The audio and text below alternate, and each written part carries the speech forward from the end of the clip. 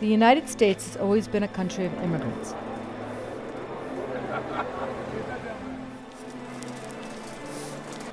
But what has drawn people to move here? And what has shaped U.S. immigration policy? Fear and need have shaped both why people leave their homes and why Americans want or don't want them here. This has resulted in a complicated series of immigration policies passed over the last 200 years.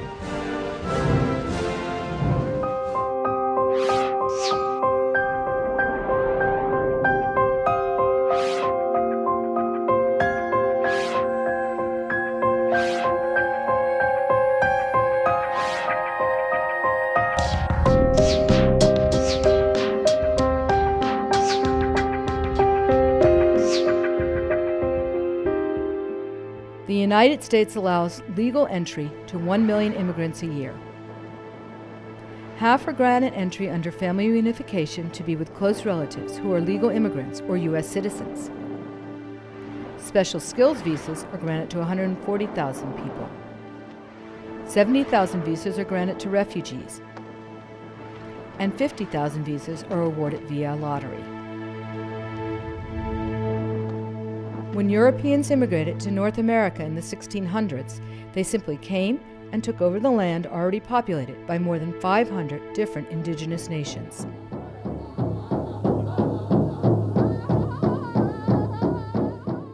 This is my family tree. My name is Roxy Johnson. My mother's first family here was about 1535. My mother's family came from England. In those days, there was so much religious persecution that the folks didn't get to practice their personal religion, so they decided to leave and go somewhere else. They were Puritans.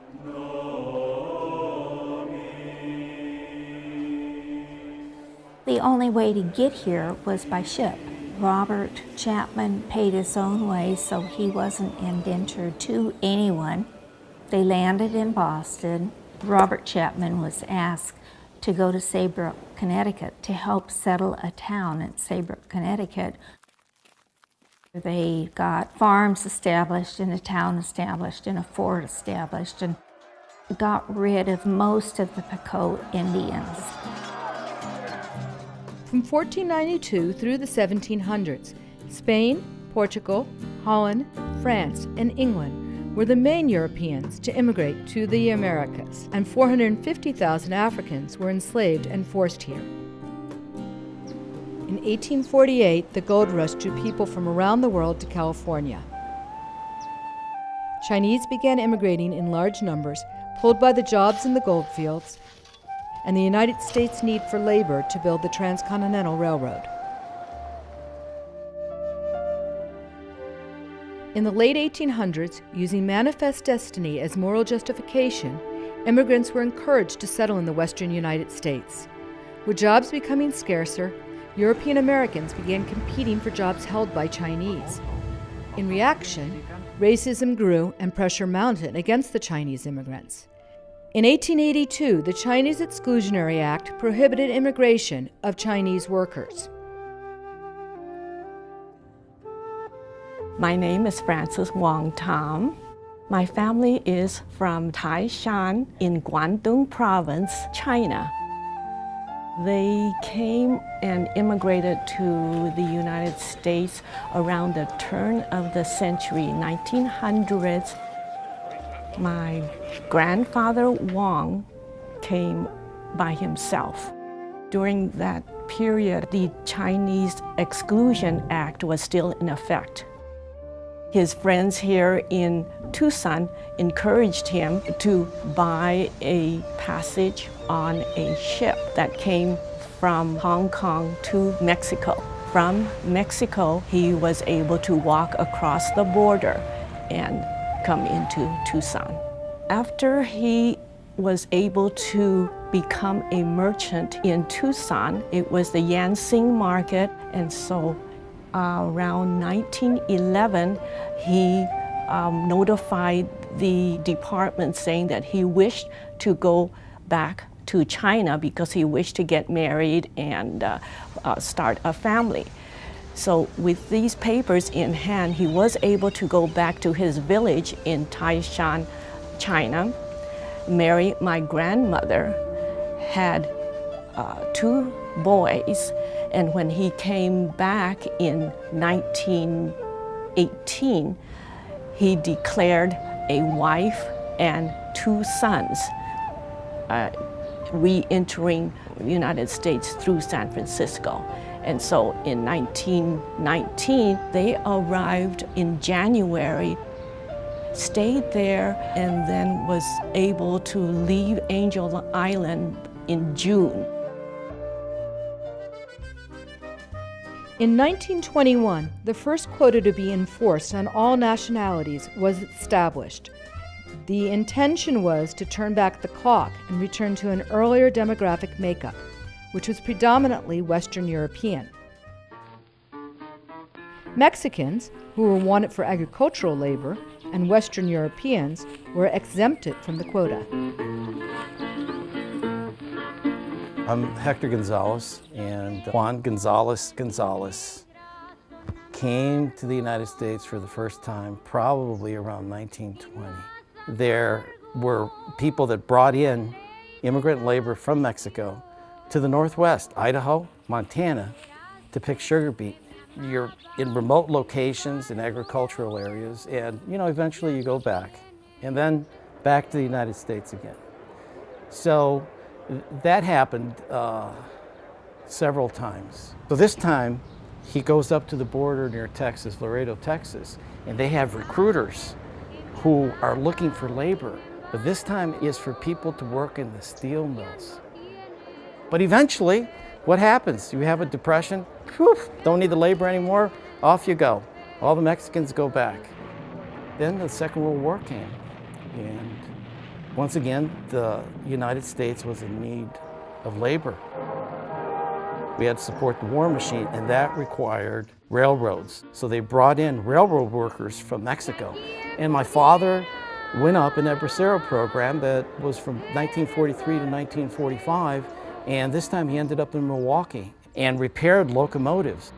As the Bracero program ended, he went back to Mexico. Somewhere along the line, and I don't know exactly, my dad became a legal resident of the United States. I've lost track of how many times he's gone back up. This time he works in a factory. He works in the skilled trades in Detroit at the Rouge plant. And he made enough money that he thought it was time for him to establish a family. So he goes back to the small town of Totonilco, Jalisco. But you can't bring her back because you don't have your papers. So he goes back to the United States, comes back down and visits. Finally, the papers came, and we were ready to move to the United States, so it's 1953. I have a brother. Now I had 4 sisters. 2 of my little sisters, the second generation, were born in Detroit. They're American citizens.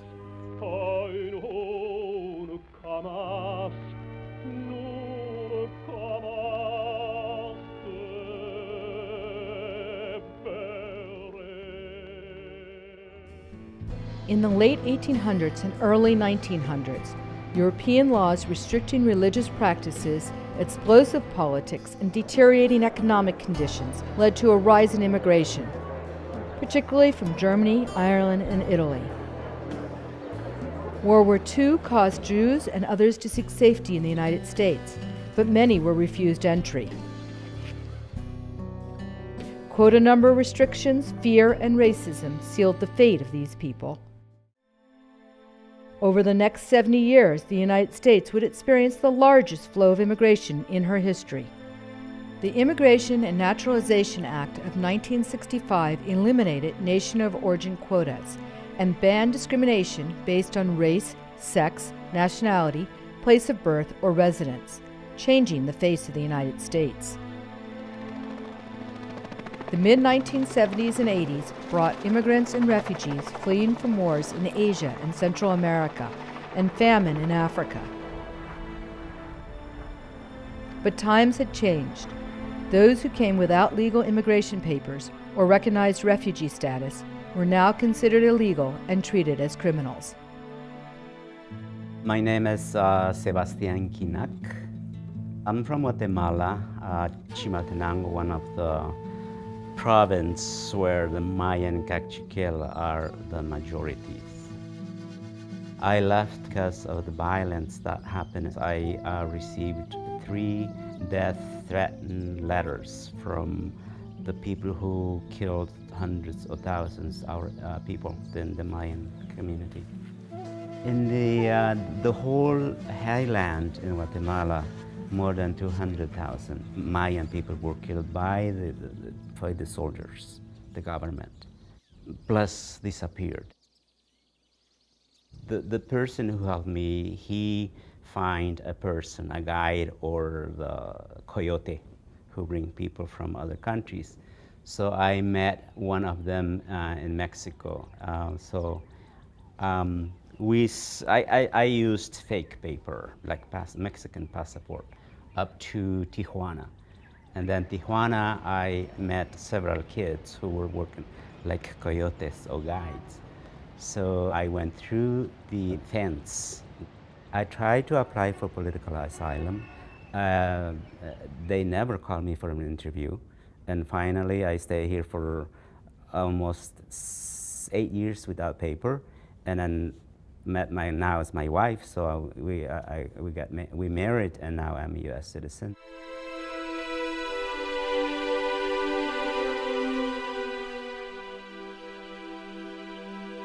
Around the beginning of the 21st century, unrest in countries around the world and drought, famine, and violence in Ethiopia and other North African countries caused many to flee, seeking safety.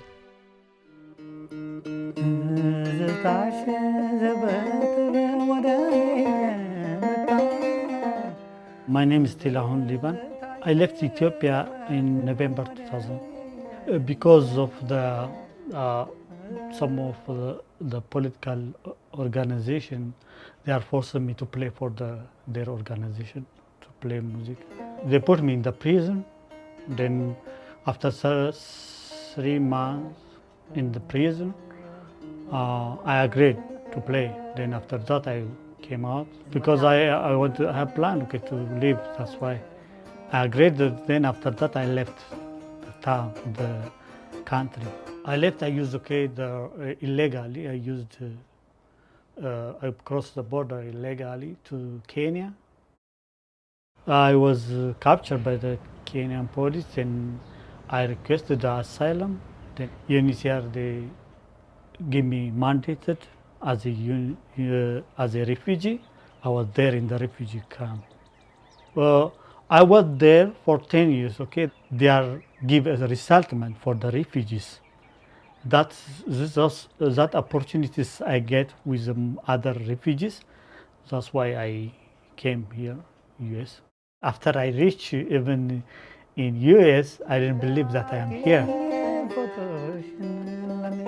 Requested, the government to unifying me with my family.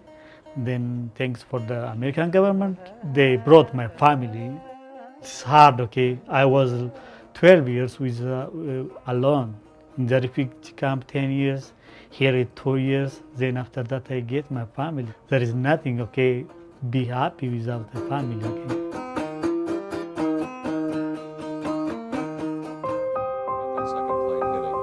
With the terrorist acts of September 11, 2001, Americans became even more anti-immigrant.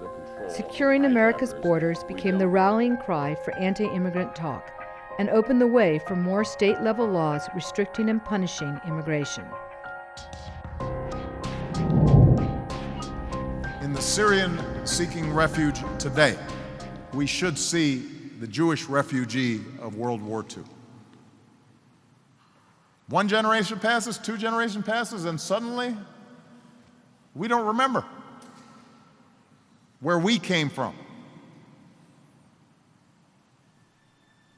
And we suggest that somehow there is us and there is them, not remembering we used to be them. Today, immigrants from all over the world are pulled here for the same reasons as those who first colonized this country, to better their lives.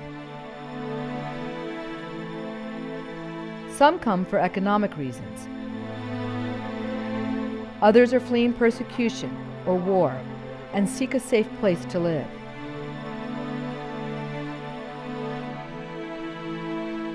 Regardless of from where, how, or why they come, immigrants today, like those of the past, contribute to the continuous creation of this country.